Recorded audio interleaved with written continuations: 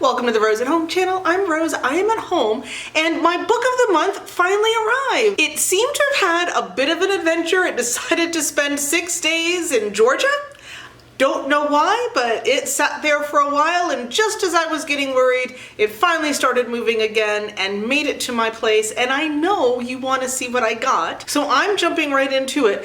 As you can see, you saw it in the thumbnail, this is a big old box. I got the full 5 again, but this month I did not get 5 of the new things. I was not quite as enamored with everything that was new this time. To be honest, I even debated maybe not getting a box. But I went back through and there was one thing that just shouted at me, so I got that, and then I was able to get some of the things that are on their backlist that I was super excited for. So without further ado, my handy matching box cutter, and we're gonna get into this bad boy. Okay, so the first book I got seems like it is literary fiction and historical fiction, so it fits in 2 categories, and I am so here for it. I got The River We Remember by William Kent Krueger.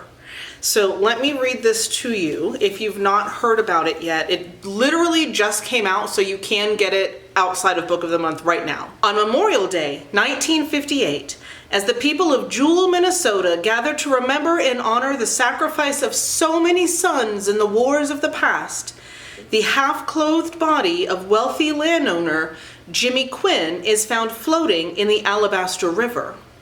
Investigation of his death falls to Sheriff Brody Dern, a highly decorated war hero who still carries the physical and emotional scars from his military service. Even before Dern has the results of the autopsy, vicious rumors begin to circulate that the killer must be Noah Bluestone, a Native American World War II veteran who has recently returned to Jewell with a Japanese wife. As suspicions and accusations mount, the town teeters on the edge of more violence. Dern struggles not only to find the truth of Quinn's murder, but also to put to rest the demons from his own past. The River We Remember is both a spellbinding mystery and a masterful portrait of mid-century American life, an unflinching look at the wounds left by the wars we fight abroad and at home, and a moving exploration of the ways in which we seek to heal. It is a testament to the enduring power of the stories we tell about the places we call home. Does that not sound absolutely amazing? There are so many World War II historical fiction, but there's not that much that I've seen that is the aftermath, the after we get home and what's happening here. And I am here for it. I am so excited to read this one. All of the reviews that I've seen since I ordered it and right before have been just stellar. I think this is going to be a hard-hitting but beautiful thing to read. The next is something I've wanted since it came out, but for some reason it kept getting pushed back, and then I couldn't find the hardcover, and then I debated paperback, and you see from my shelves I don't keep a lot of paperback, and so I kept putting it off, but now I have the chance, and it is Taylor Adams' No Exit. Again, I've been wanting to read this for forever. So it is classified on Goodreads. The way they do their classifications, in case you don't know or aren't familiar, it's how people shelve it. So it's shelved as mystery, but it's also shelved as horror, and that has me totally intrigued, and also thinking this one might make it to next month's list, since I'm gonna try to do scarier, spookier things. So this came out a while ago, so you might already be familiar, but if not, on her way to Utah to see her dying mother, college student Darby Thorne gets caught in a fierce blizzard in the Colorado Rockies. With the roads impassable, she's forced to wait out the storm at a remote highway rest stop with no cell phone reception. Inside are some vending machines, a coffee maker, and 4 complete strangers. Desperate to find a signal to call home, the exhausted young art student goes back out into the storm and makes a horrifying discovery. In the back of the van parked next to her car is a little girl locked in an animal crate. Who is the child? Why has she been taken? And how can Darby save her? There is no way to call for help and no way out. One of her fellow travelers is a kidnapper. But which one? Trapped in an increasingly dangerous situation on the edge of civilization, with a child's life and her own on the line, Darby must find a way to break the girl out of the van and escape. But who can she trust? With exquisitely controlled pacing, Taylor Adams diabolically ratchets up the tension with every page, full of terrifying blind twists and hairpin turns as treacherous as a slick, snow-covered mountain road. This brilliant thriller will have you on the edge of your seat and leave you breathless. So it sounds a little disturbing, and maybe with the horror tags, this is not what I think it is. So I'm really excited to get to this, maybe also in October. I got that because I also really was interested in the newest Taylor Adams, and that is Taylor Adams' The Last Word.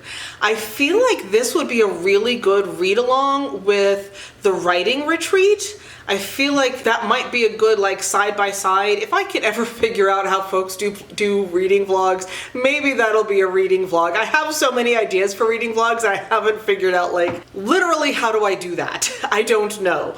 But this might be a good pair. So what happens in this one, Emma Carpenter is living in isolation with her golden retriever, Laika, house sitting in an old benchfront home on the rainy Washington coast. Her only human contact is with her enigmatic elderly neighbor, Deke, and, via text, with the house's owner, Jules. One day, she reads a poorly written but gruesome horror novel by the author H.G. Cain and posts a one-star review that drags her into an online argument with none other than the author himself. Soon after, disturbing incidents start to occur at night. To Emma, this can't just be a coincidence. It was strange enough for this author to bicker with her online about a lousy review. Could he be stalking her too? As Emma digs into Cain's life and work, she learns he has published 16 other novels, all similarly sadistic tales of stalking and murder. But who is he? How did he find her? And what else is he capable of? Displaying his trademark command of rapid-fire pacing, unnerving atmosphere, and razor-sharp characterization, Taylor Adams once again delivers a diabolically disturbing and deadly game of cat and mouse. Two Taylor Adams books, super excited for both of these. They feel like really good wintry, hunker down when it's cold kind of reads, and I am absolutely here for that. The next thing I picked up, I am super excited to get to, and it is S.A. Cosby's Razorblade Tears. I have S.A. Cosby's newest book on the shelves. It's been in a TBR and I didn't get to it. I'm hoping to get to it soon, but I'm wondering if, because this one was written first, if I shouldn't read this one first. So I knew that I wanted it and I went ahead and grabbed it. If you are unfamiliar, a black father, a white father, two dead sons, a quest for revenge and redemption. Ike Randolph has been out of jail for 15 years, with not so much as a speeding ticket in all that time, but a black man with cops at the door knows to be afraid. The last thing he expects to hear is that his son, Isaiah, has been murdered, along with Isaiah's white husband, Derek. Ike had never fully accepted his son, but is devastated by his loss. Derek's father, Buddy Lee, was almost as ashamed of Derek for being gay as Derek was ashamed of his father's criminal record. Buddy Lee still had contacts in the underworld, though, and he wants to know who killed his boy. Ike and Buddy Lee, two ex-cons with little in common other than a criminal past and a love for their dead sons, band together in their desperate desire for revenge. In their quest to do better for their sons in death than they did in life, these hardened men will confront their own prejudices about their sons and each other as they rain down vengeance upon those who hurt their boys. Provocative and fast-paced, Razorblade Tears is a story of bloody retribution, heartfelt change, and maybe even redemption. That sounds so good. It sounds like it's going to be heavy. It sounds like it's going to be hard-hitting. It sounds like it could be. Really graphic. I don't know yet, haven't read it, but so excited to get to it and so glad that I have it on my shelf. The next thing I picked up is The Hacienda by Isabel Cañas. I really wanted to get this last month. I picked up her other book then, but there were so many things that I wanted. I put it off. There was room for it this month, and I'm so excited to have it. I have a very strong feeling this is also going to be on the October TBR, or at least that's where I'm leaning right now. So, Mexican Gothic meets Rebecca in this debut supernatural suspense novel set in the aftermath of the Mexican War of Independence. About a remote house, a sinister haunting, and the woman pulled into their clutches. I'm telling you, this is an October read. During the overthrow of the Mexican government, Beatrice's father was executed and her home destroyed.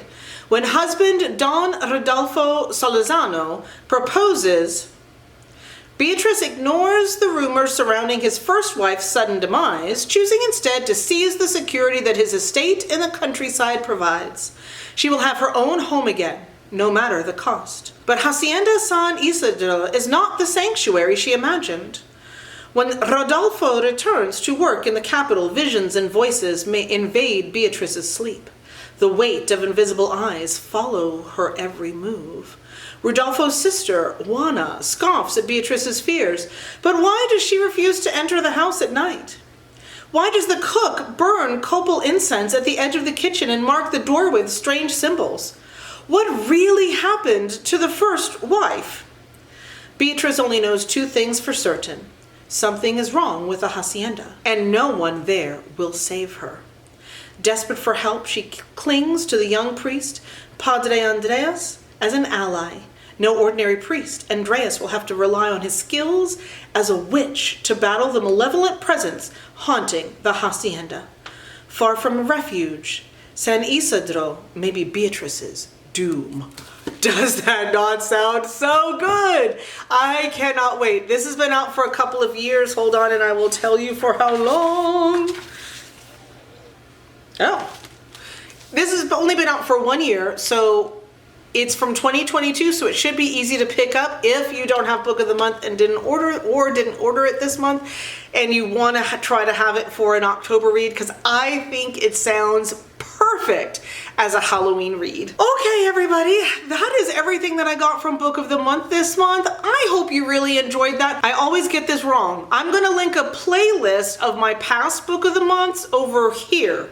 I think. I always point to the wrong side, but I think it's going to go on this side so that you can see the other things that I've picked up. And if there's anything in this video that you're like, oh, please make sure you get that on an upcoming TBR as soon as possible, because I'd love to hear more about it. Leave that in the comments below and maybe give me a thumbs up. And in the meantime, I hope that you have an absolutely wonderful week and that you get to read some absolutely amazing books.